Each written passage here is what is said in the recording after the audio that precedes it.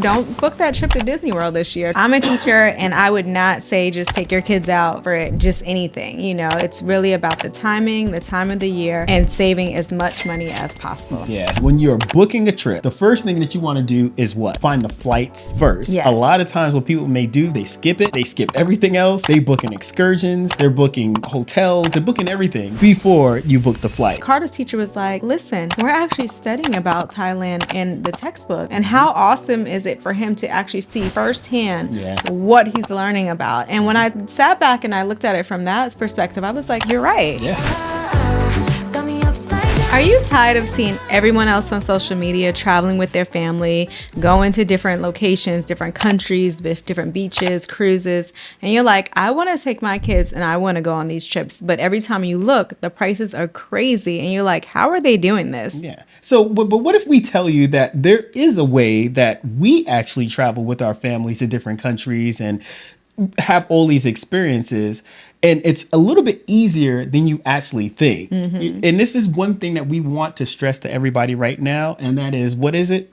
It's timing. Yes, timing. It's all about the timing and the time of the year and working around those kids' school schedules, because I'm a teacher and I would not say just take your kids out for just anything. You know, it's really about the timing, the time of the year, and saving as much money as possible. Yeah. So in this video, we're going to give you guys 4 actionable tips of things that we actually do when we're planning our vacations to make sure we get the most bang for our buck, but not only the most bang, the most experience for our buck as well. Let's get into it. So number 1 that we want to talk to is what? We're just trying to pick the time of the year that we're actually going to travel. Yes. And if you guys are anywhere aware of the videos that we have, and if you aren't, please go take a look. For our Thailand trip and our Portugal trip, we picked a specific time during the year due to the help of some friends and also just from our research. Yeah. And that time of the year was actually near Thanksgiving. Yeah, so we, our kids are lucky enough that they have a week off. We know some people don't have that week off, but our kids do have a week off. So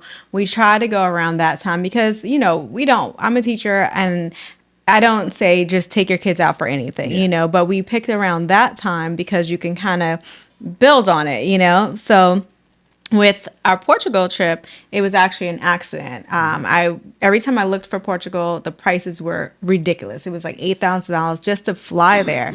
That's without food, without hotel, and everything else. So it was like, oh, I guess we're not going. Yeah. But I looked actually around this time, which I don't recommend that you do last minute. But I looked around this time, which is August, and I was like, oh, let's just look and see what Portugal has. And the flights were about $3,000, which is the same amount that we paid for our Thailand trip. Correct. For the flights. So I was like, okay, that's around the same price. Yeah. And we can do this. Let me jump in real quick. We're not saying $3,000 per person. We're saying $3,000 in total for all 4 of us. And again, we're paying literally for 3 adult tickets because Chase is of age and 1 child ticket. But, you know, with airlines, flights, everybody's the same. Yeah. So no, even though I don't know, why do they ask that stupid question? Like, I know what how old? I'm like, you're going to give me a discount? You're not giving me a discount. But anyway, so around that time. So what we do now, if it's something like going out of the country and it's somewhere far, this is how we do it. We take that whole week for Thanksgiving, but then we take 2 days before and then 2 days after. Correct. And this is something like if we're doing a big trip like Portugal or Thailand. Now, if I were taking them to the beach, I'm not taking them out of school for that. And I don't recommend that. But if you're taking them somewhere where they're going to get an experience, like they're going to experience a different culture, and you're actually planning that trip where you're taking them to things that they've learned in their textbooks or things that they're studying in school. I think as a teacher, and I learned this from Carter's teacher actually, because we went going on a Thailand trip and I was stressed out because I was like, I was ready to cancel that trip. Yeah. Several times. I was like, let's just cancel. How are we going to take the boys out of school? How are we going to, justify that we're taking them out to go to Thailand? And his teacher, Carter's teacher was like, listen, we're actually studying about Thailand in the textbook. And how awesome is it for him to actually see firsthand what he's learning about? And when I sat back and I looked at it from that perspective, I was like, you're right. Yeah. And she really calmed my fears. And when we were there, he learned so much and he grew so much, and he was actually able to make those connections of what he was learning in his books to what he was actually seeing. So it really worked out for us. And we just let their teachers know ahead of time, like, hey, this is what we're doing. We're taking them out of school, and they were able to get their work. So they were able to do the work on the flight, and they didn't miss a beat. Now, are we saying that this is something we would do every year? No, definitely not. Because even when Chase got back, there was catch up that he had to do. But luckily, we were in communication with his teachers, and they understood what was going on. And the other thing that I do want to make sure that you guys are aware of, being that this is a travel hack that we do, how we're able to go out the country with our kids around that time, is just make sure that your school doesn't have any guidelines around that. So you want to make sure you stay within that. And again, I think the best thing you could possibly do is remain in open communication with the teachers and also the administration if you have to do that. We did that, and again, it worked out in our kids' benefit. Now, when they got back from Thailand, they were extremely tired. They were tired. However, the experience that we had, and I do want to mention one more thing, one other story about Carter's teacher. She said, hey, when you're there, just make sure you're sending us photos. Yeah. And when he got back, it was like he was a celebrity because he was able to see, the kids were able to see the photos that we were emailing, during downtime. And they were like, we saw you with the elephants. We saw this. We saw that. He was we like, saw you in the temple. That? We saw you with the Buddhists. Like, it was really, the monks and stuff. It was just really a great experience. Now, let's say you don't want to take them out 2 days before, 2 days after, maybe a day before and a day after. You're going to get, like, say Friday, then you have Friday, Saturday, Sunday, Monday, Tuesday, Wednesday, Thursday, Friday, Saturday. You fly back on Sunday, and then you let them rest on Monday. Yeah. So that's how that's going to work for you. So you see, you really get like 10 days of time. You are going to need that downtime and rest and stuff like that. So just look at that. Yeah. The other thing that I would definitely say during the timing is if you're not too sure where you want to go, the one thing that you want to just check for is, okay, start thinking about how do you want to feel when you're there? Do you want to go to a hot climate? Do you want to go into a cold climate? Start basing your vacation search off of there. For us, when we went to Thailand, we started searching up when we figured out we were going in November. How was the weather in November? Yeah, and it was perfect. It was perfect. It was the best time you could have gone. I mean, it wasn't hot. It was like 80s. It wasn't humid. It wasn't rainy. It wasn't smoky. It was the absolute best weather. And we got the best of both worlds because they were starting to switch over to Christmas, and the Christmas decorations were up. Even in Portugal, Portugal, we had the best of both worlds because it was Christmas, and they go all out. Like, they put us to shame here, how much decorations they do.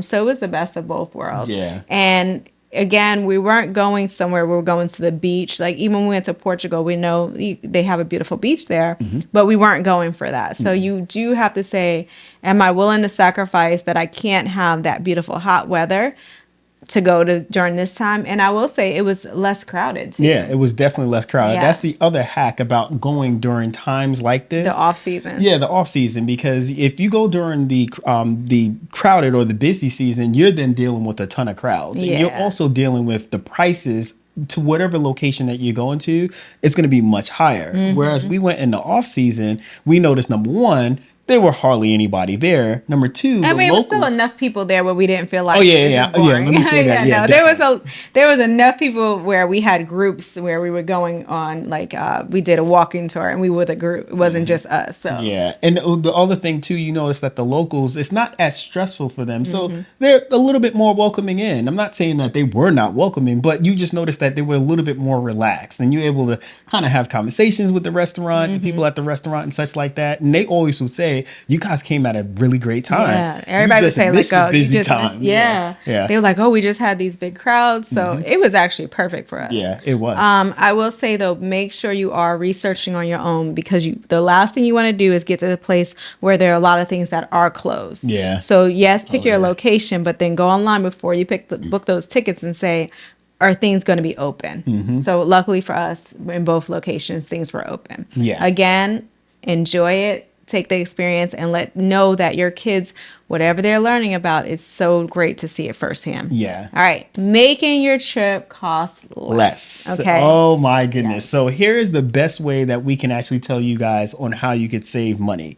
Now, when you're booking a trip, the first thing that you want to do is what? Find the location. Number one, find the flights first. Yes. A lot of times what people may do, they skip it. They skip everything else. They booking excursions. They're booking hotels. They're booking everything before you book the flights. Yes. So our advice Book first, those flights get first. the flights first. And the easiest way to do that, because if you look at it, there are a ton of travel sites out there. There's Expedia. There's everywhere. But You can don't go shop on around. which one that we had a bad experience with. Oh my Cheapo. God. I don't even know if they're wasn't still Cheapo. around. Yeah, I think it's Cheapo. Yeah. It was a horrible experience. Horrible. And we're going to just say that it was Yes, horrible. it was horrible. They canceled our flight to Thailand Yeah. and didn't let us know they canceled the flight. So make sure you are going with like a company that is reputable. But yeah, we had a bad experience with them. But yes, with that, book 6 months in advance. So I want to say even with Thailand, it was almost like a year in advance that we booked. No, it's almost a year. I think it was like 9 months in advance that we got it. Yeah. So we were able to get really good deals on flights. So don't do last minute. With Portugal, it just was a last minute and the flights were really good. But yes, it gives you more time to pay it off if you're doing a payment plan, or if you're just doing it all at once. It's just not so much. So yeah. So again, it's like book the flights. The next up, you book the hotel. And the hotel, here's a couple of hacks that we actually do too. A lot of the cards that we use give points. Yes. For my business, I have a Bonvoy card to where all the purchases that I make actually get points. So we start looking there first. So we try to see if we have any travel points. If you have an Amex, is there any points that you can convert into hotels? If you know someone who owns a timeshare, if they're not using a week, you could probably try to negotiate that out. But you just want to check to see if there are any hotels within that area that have any special deals going on, or when you're researching the area that you want to stay in, just search for the hotels within that area, or if it's not directly city center, just adjacent to the city. So it could be maybe, hey, 10 minutes outside of the city, because it's going to be a lot cheaper staying there and grabbing an Uber back. It's not going to be so bad if they have Uber that's running. Now in Thailand, what we noticed, like a ton of the hotels, and really nice hotels in the city, hotels were so inexpensive. they were so inexpensive. Yeah. So we made it gratefully, with the itinerary that we had, we were able to stay in several different hotels. And also the hotels that we got, we were able to have what the kids had a room. We had our own room. There were living room spaces and such. And also in not Thailand, but in Portugal, we started to notice, okay, if we want to stay in Portugal, would it make more sense to get a hotel, or would it make more sense to get like an extended stay kind of Airbnb time? And that's what we did. We did an Airbnb. And the reason we did an Airbnb is because Chase was considered an adult. Yes. In Thailand, he was an adult. In Portugal, he was an adult. So in most of these other countries, they're considering your kid, I think even 11 and up might be considered an adult there. So when you do that, then they make you they get another room. So in both places, in Portugal, we would have had to get 2 rooms. So we just said for bang for our buck, it was just best that we got an Airbnb. Also, we wanted the Airbnb. We wanted to feel like a local. We researched the Airbnb. So research. We researched it to make sure that it was the right fit for us. It was in a good location. It was safe and everything like that. So we got an Airbnb there, and also in Porto, we did that as well. So just make sure you're looking at that, because that's going to be helpful for you. And the best way that you check to make sure this is the best place for you to stay is we do research. So we will find the Airbnb or find the company that's running this particular extended stay, because I want to say it's like an apartment. I don't even want to say extended stay. It was like an apartment. And then we would go on places like TikTok, TripAdvisor, and also by Google, and just see the reviews, recent reviews. I'm not talking about reviews 2 years ago. I'm not even talking about reviews 6 months ago. We look for recent reviews like a month ago, maybe 2 months out or 2 months before, and try to check to see if there was any negative comments in there, and also the positive comments. TikTok is really the greatest way that we can actually go on and see it, because it's real time. And you could see real unedited videos of somebody just walking around the space and giving their opinion of what they think, and you can make your judgment based off there. And you also did that. You also do Google Maps, and you look around the whole area. So in Google Maps, you know how you could go on Google Maps and pull up the address, and then take the little guy, and you would drop him in the city or drop him in the street. I love doing that to try to see what's around. I want to see where the restaurants are. I want to see if there's any sketchy things that we need to be aware of, especially when we're traveling with kids. And also want to see, how far is the walk from the apartment that we're staying in to a local supermarket. I could plan all that out and see everything in real time because it's on Google Maps. And it just made it a lot easier, especially with the kids. They like to explore it when we finally tell them where we're going. They like to see it kind of, walk around in Google Maps to try to see different things as well. And when they get there, they say, oh, I remember there was a restaurant on this corner. Oh, I remember there was a park over here. So it kind of makes it a little bit easier. And especially when you're traveling outside of the country, there's no other way. There's no one there that could actually do a FaceTime with you. So it's easier to see what you're getting into. And I also will say, with thinking about your location, you can also think about trying to think of maybe somewhere that's close to that location. So maybe it's cheaper for you to fly into Phuket than it is to fly into Bangkok or wherever. Or if you're in Bangkok, make sure you get bang for your buck and go to different areas. Like, we were able to take a flight from Bangkok to Phuket, and it was really inexpensive. Now, we were in Portugal. We were like, hey, should we go to Spain for for a couple of days, or should we go here? Because once you're over there, the flights to fly to different locations are really, really cheap. So much cheaper. Yeah. So really take advantage of that. Like, hey, even if you go in the summertime, if you're like, it's a lot more for me to go in the summer, but I could spend a month there, and maybe I could spend a week over here and a week there, it kind of works out in your favor. So I really would recommend, once you're somewhere, think about where else can you go. So we were in Portugal, we went to Porto, and it was a really $50 a person to get on a round trip, train ticket. So just think about those prices and doing more than just staying in one location. Correct. And then also, here's another tip as far as why we go for the apartment style or Airbnb style, or even a hotel that has a kitchenette, is because not every night we want to eat out. And that's an easy way that we save on cost. We would go to the local restaurant. We'll go to the local supermarket and buy food because we could actually cook it back at the apartment. Yeah. Or even if we're in the States, we do timeshares sometimes because there's kitchens there, and we'll eat breakfast and lunch there, or we might always breakfast. And that's the way we save money. We'll eat breakfast at home, and then we always eat out for dinner because we're on vacation. We want to feel like we're on vacation. So we do things like that. So that saves a ton of money. Yeah. And we noticed too, with our kids, with our family, our kids going out for breakfast, it's a thing, but I'm just waking up. What's there to eat right here, right now? Yeah. So we just make it easier to have the groceries inside the apartment or the location of where we're staying. They can eat that. Everybody's full, and we can start the day on full stomach. And because the last thing to do is getting everybody up, stressing out, hey, we got to make breakfast. Breakfast is going to be over in 2 minutes, And then sometimes we do get hotels that do free breakfast. Yeah. And that's always a plus. If you could find that, even better, because then you could just go down. Most of the times we'll go down and get the stuff and bring it back up. Yes. All right. Next one. Yes. Keeping your plan simple. And this is one thing I'm not too sure if a lot of people have this anxiety about, we got to do everything. We only have 7 days. We need 7 days worth of stuff. Stop. Don't do it. Your first day when you get somewhere, especially if you're flying out of the country and you have kids, let your first day just be a rest day. Get there, get to know the area. When we went to Thailand, we were waiting for our friends. We got in. We had a mini rest day, but not a full rest day. And we wish we would have had a full rest day because we went to Chinatown and it was just too overwhelming. Carter was he was ready to get back on a flight to go back home. He was it was too much. There was the sounds, the smells, the noise, everything. It was just way too much. So have a day to rest. And what we noticed after he got a full day to rest, get some sleep, feel good, he was ready to go. He was like, oh, I love it here. I can move here. Let's go. Yeah, let's go. But he needed that day. So when we went to Portugal, we were our first day, we got there, we slept, everybody had a good night's sleep, and we were ready to go the next day. Yeah. So just make sure you really plan on that day to rest. And also what we like to do is we do every other day something. So we'll do a day where we're exploring, having a good time. And then the next day we kind of take a chill day. We enjoy the resort and we get lost. Yeah. So give yourself time to get lost. I think that was the best thing when we were in Portugal. Our photographer that we met in Portugal gave us the best advice, like Brizette just said. And it was take time to get lost. And I'm so glad we did that.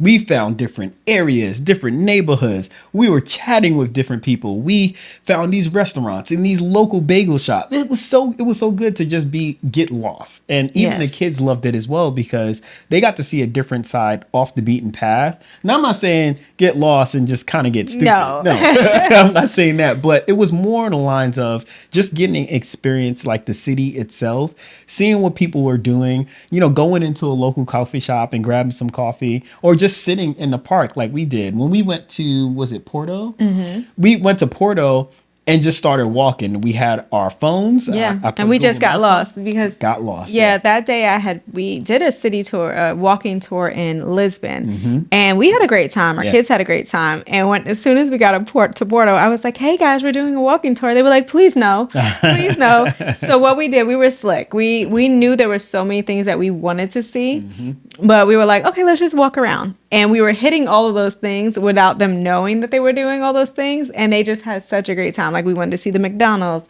We went to this cool park, but it was just walking. We weren't on anyone's schedule, Correct. But we knew what we wanted to do. But we just was like, hey, let's just get lost in the day.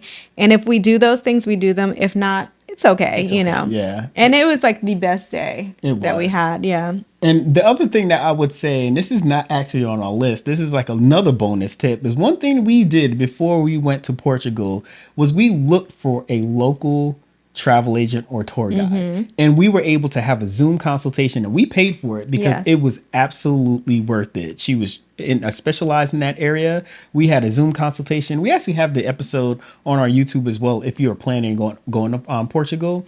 But she was able to give us the best places to see because this is her area of and things that expertise. she was like, oh, you have kids, you might not want to go here. Oh, there's nothing really for them to do here. You might want to stay in this area, So like Jason said, she was helpful. I know you'll see a lot of videos with people who are just like, oh, I went there and you could do this and that. But like Jason said, just hire someone. The cost is not, crazy. And they can go over your itinerary and tell you, yeah, this will work. No, this won't work. And they'll do a Zoom call with you, or some of them you can send them your itinerary. So there's a lot to do, but it takes the time. Sometimes our time is worth it. Yeah. And if your time is valuable and you really don't have time to do all the research, it might be helpful to hire someone. Hire them out. Just hire Yes. them out. And especially All right. when you have kids. That's Yes, the biggest thing. especially when you have kids. So, all right. Next up is just choosing the right place for the season. We touched on this a little bit earlier. This is really important because sometimes people may search vacation deals. It gives you like a certain parameter as far as when you could travel. You pick a location and you have no idea what the season is like there, or you don't even know really what the climate is there. You just know I'm going to Fiji or I'm going to Colorado Or I'm going to Thailand. I'm going to Thailand. And it was the wrong time. Yeah. We've talked about a Thailand trip so much that we've had so many family members and friends come to us and say, oh, we're booking a trip to Thailand. And I'm like, oh, what month are you going? And they'll tell me the month. I'm like, that's the smoky season. Yeah. And they're like, what do you mean? What's the smoky season? So they have no clue, or it's the rainy season. And that can really ruin your trip, if you have something like that. Or everything is closed. You might go to Greece and you're like, oh, I'm going here, but everything is closed and, the locals close the shops up and you're like, you get there and it's dead. Yeah. And that would ruin your trip, because you spent so much money getting there. It makes everybody aggravated, fussing at each other and things like that. So like Jason said, research the time of the year, what's going on, look at their local calendar, look at the events that are going on, look if there's any soccer games, what are things that I can do there that's going to be bang for my buck. Another thing that you can do too, and with the age of AI right now, is literally talk to ChatGPT and just ask as far as your family size, what you're planning on doing, and what your family is into. Believe it or not, it will give you some locations that you could think about, and then based off those locations, you base it off the budget that you have. I would tell you that when we were going to Thailand, there were so many festivals and things that were going on that we were so excited that we were a part of, because it was happening in the streets. We stumbled onto a temple, or stumbled onto areas to where they were having these beautiful ceremonies, and we were actually there to capture that. Me being a photographer and videographer was like the ideal time for me, because I was able to take pictures of people, and they probably wondering where those pictures are at, like probably taking pictures of me, but they were willing to pose. Oh yeah, you know? that was So pretty cool. it was cool. So, and even in Portugal, we saw different things. And as far as like the travel agent, when we spoke to her, or the travel consultant, she said Portugal and the Christmas markets were everything. Yeah, You need to and go they to were Christmas. everything. They were everything, and they were in every square. From what I understand, And it was just so nice to like have those experiences that you see on TV. I will tell you this. If you're the family, like we used to be that family that when we thought about a vacation, it had to be a beach. Yeah. What beach are we going to? What island are we going to be on? You know, we would always joke and say, this Christmas, we want to be on someone's island. Yeah. And now it's, what country can we go to? It's funny. And I'm not saying this to, I want to make sure I say this right. So Chase, we have a fall break, and we were looking like, oh, where can we go for a fall break? And we were like, we had points, and it just so happened it worked out that we were like, oh, let's go to Cancun, you know, because it's quick. It's a quick flight. And we have points. Everything is paid for, like the points and the hotel, everything is covered. And the boys were like, oh, okay, Cancun.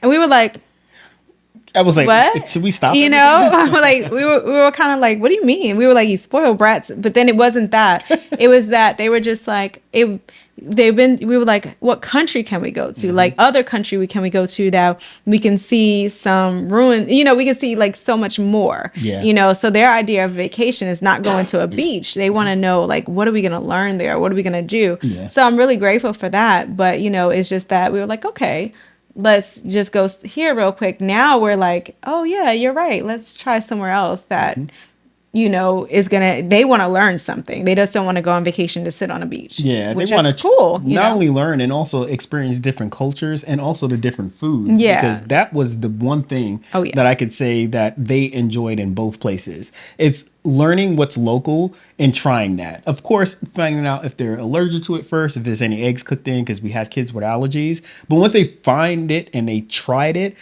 oh, that was everything. The best part about traveling to different countries, what the kids love as well, is finding the different snacks than what they have. And when we're on our trip to Portugal, when we stopped in Amsterdam first, seeing that they had like paprika Pringles and different things, they were like, "Oh my gosh, they have paprika Pringles!" And he was like, "Let's just try it." Yeah, they wanted to try it. So I think that opens up their minds to where they just don't want to just do something just local, but they want to try something to experience, like to expand their horizons. Yeah, so that's why we love it. And I would say for parents, just make sure that you are enjoying the moment. Like, don't have your itinerary so stuck and focused that you can't enjoy the moment to take times to pivot. You know, because that itinerary can ruin your vacation sometimes. So just relax a little bit and know it's okay to pivot. It's okay to, you see something else over here that you want to do that day, go do it. You don't have to do everything that you see on TikTok because it's on TikTok and it looks amazing, because sometimes those places are crowded and it ruins the moment. Yeah, it takes away completely from the enthusiasm that you have, because like, we have this wait in a 2-hour line. Yeah, and then the kids are, no, it's not worth it. It's not worth it. Have them speak to local people, get them involved, hire a local photographer for the day. Yes. Hire someone who's from there to take you around, and you're going to enjoy your vacation so much more than if you just, you know, did everything that you saw on TikTok. Yeah. So hopefully this helps you guys. Make sure that you are talking to your kids' teachers. Make sure you are planning those events or activities around their school breaks, because that's going to be bang for your buck. Don't go during Christmas and, you know, the summertime, because it's going to be more expensive and crowded. And and don't just take them out to go to the beach. Take them out so they can learn something.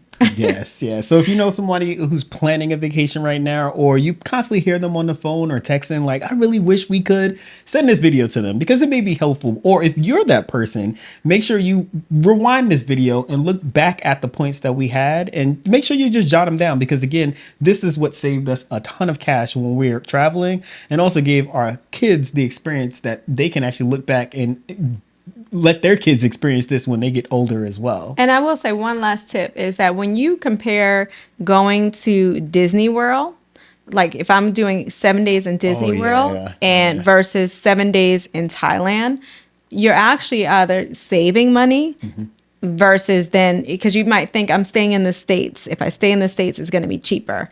No, actually, sometimes it's just getting over that flight. So once you get past that flight, everything else getting over, once you're over there, is a lot less expensive. Yeah. So don't book that trip to Disney World this year. Try to book something else that's out of the country and say, you know what, because we thought we couldn't do it too. We were like, there's no way we can do this. There is no way There's we no can. way human possible. Yeah. But not until we started looking and just allowed ourselves the time to look. So we know we're going to go somewhere in November. We'll start looking in January. That gives you that window to say, okay, I know it's going to be that and it's going to be so much cheaper here. But if you try to say, hey, we want to go somewhere in November and it's October, get ready. Yeah. You're going to pay for it. But we will say again, make sure you just realize, compare the two. I can go to Disney World and spend almost $10,000, or I can go here at $5,000 and have my flight, hotels, and meals and everything included. So yeah. All right, guys. All right, thanks. Check you on the next one.